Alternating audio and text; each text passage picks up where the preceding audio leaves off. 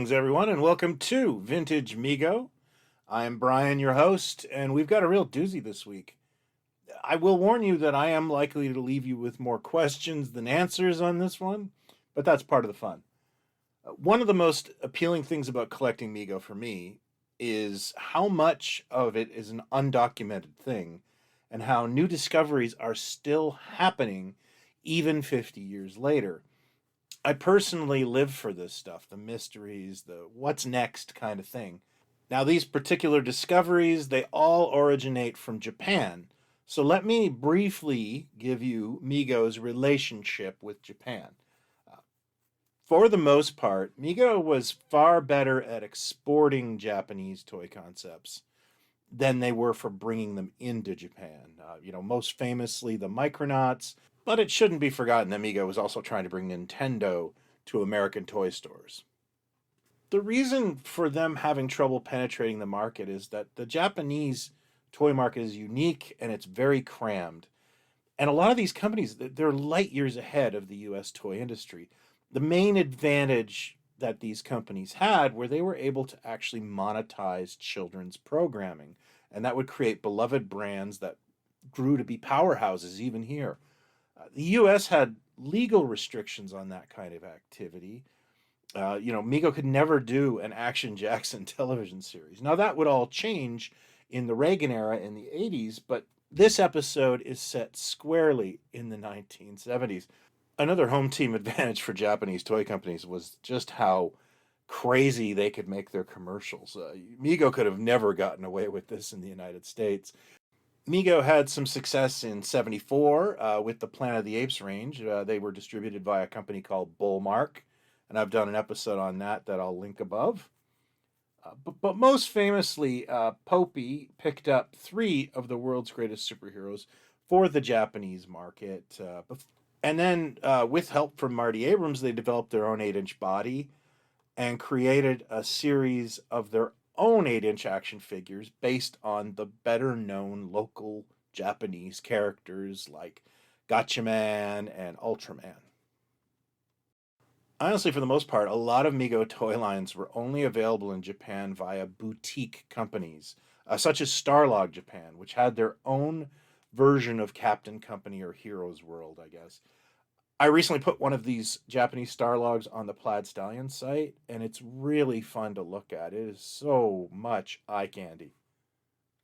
Now, the Poppy and the Bullmark deals are not only well known, but they're very well documented. But recently, I've been lucky enough to score 2 Japanese Mego figures that I've never heard of or seen before. And let's dig into this, shall we? Now, the first figure I found in a lot on Japanese Yahoo auctions, and I immediately recognized the body, but not the head. So I just dubbed her Japanese Dinah-Mite. And I didn't realize how close I was. The figure is very clearly marked Mego. This is an early female body from the mid 70s. The head is actually not that unusual for Japan. This idea of a fashion doll with a large head and those manga style eyes and that closed mouth, that is a very popular look for fashion dolls in Japan. Probably one of the most famous versions of this would be Jenny, which was Takara's take on Barbie. But that was in the 1980s. You can actually see this kind of design influence in things like Mary Quant dolls from the early 70s. However, I'm not sure who popularized this look and where it comes from. So I had no idea who this was, and I was fortunate enough to share it with my friend Rob Turner, whose name will return later in this episode. And I don't know how he found it, but he found a boxed version of the character. And I discovered that the Dinah-Mite connection isn't that far-fetched. The figure was released by a company called Tsukuda. I know them for making really good monster models in the 80s, but I guess they did toys as well. And the figure's name is Emmy Chan. There seems to be a lot of variations of Emmy Chan. Many of the items that came up under the Emmy Chan search did not have Mego bodies. So I'm not sure if this is a special figure or where it fits in that whole world.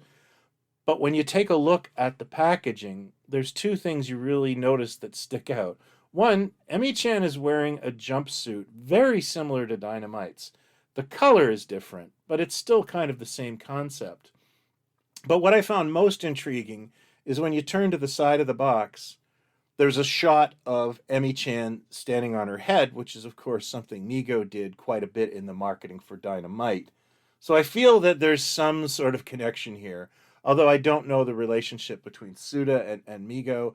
But it also could have just been one of those Hong Kong things where they ordered some 8-inch bodies and they ended up with Mego ones. We may never know. However, I really welcome the addition of Emi-chan to the Mego collecting pantheon. It's just another thing we can search for. However, I was not prepared for the even bigger discovery of this guy. This was an auction that my friend Rob Turner again sent to me. So he really caused this whole episode. I had no idea what it was. The seller had no idea what it was.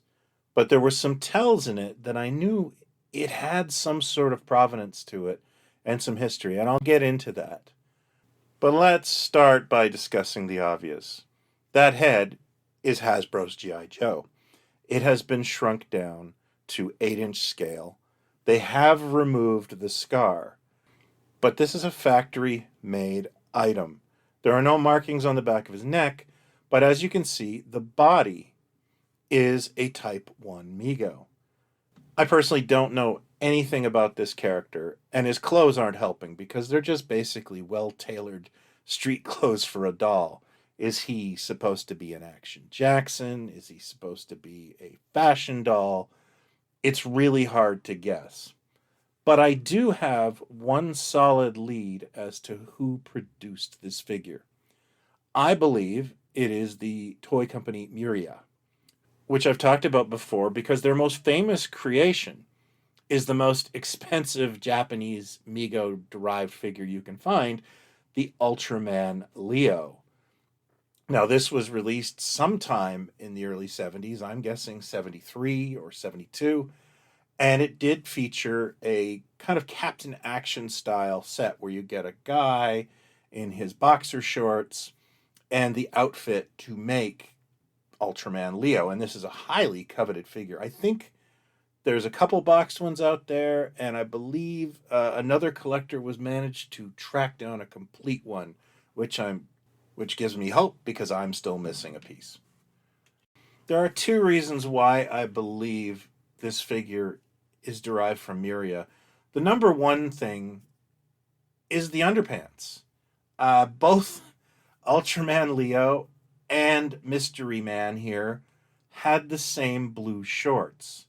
There's also been sightings of red shorts for the Ultraman Leos. It's just a really interesting coincidence that they both have the same outfit. The other thing I noticed was both of these Type 1 Mego bodies have metal rivets, which were only produced for a short time by Mego.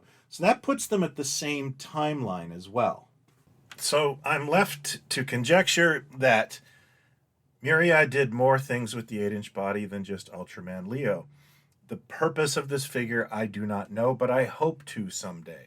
So if you have thoughts or theories on what exactly this is supposed to be, I would love to hear them either in the comments below or hit me up in one of the groups because honestly, I'm stumped. Just want to quickly mention that if you like what we do on this channel, please consider checking out our shop. We have 9 issues of Toy Ventures magazine, and trust me, there's heavy Mego content in that. We've also branched out into collector pins, figurines, patches, and even a series of toy books. Thank you for considering. The link is in the description. So there you go. Vintage Mego this week leaves you with a little bit of homework. Tell me what you think or what you know about this piece. I would love to hear it in the comments below. Or you can hit me up at Megomania, our Facebook group, or at our forums at megomuseum.com. I'd really like to get a discussion going on this. Nothing would make me happier right now than talking about this guy. So please, I hope to hear from you. That's all for this week. I'll be back with a new toy venture next week covering the Oakville Toy Show that I'll be at tomorrow. If you are in the Toronto area, please stop by and say hi. Anyway, thank you all for watching. If you're new to this, I hope you will consider hitting like and subscribe. If you're not new to this and want to help the channel, please hit like and share it with a friend. I really appreciate it. Until next time, talk toys, not others, and be well. Cheers.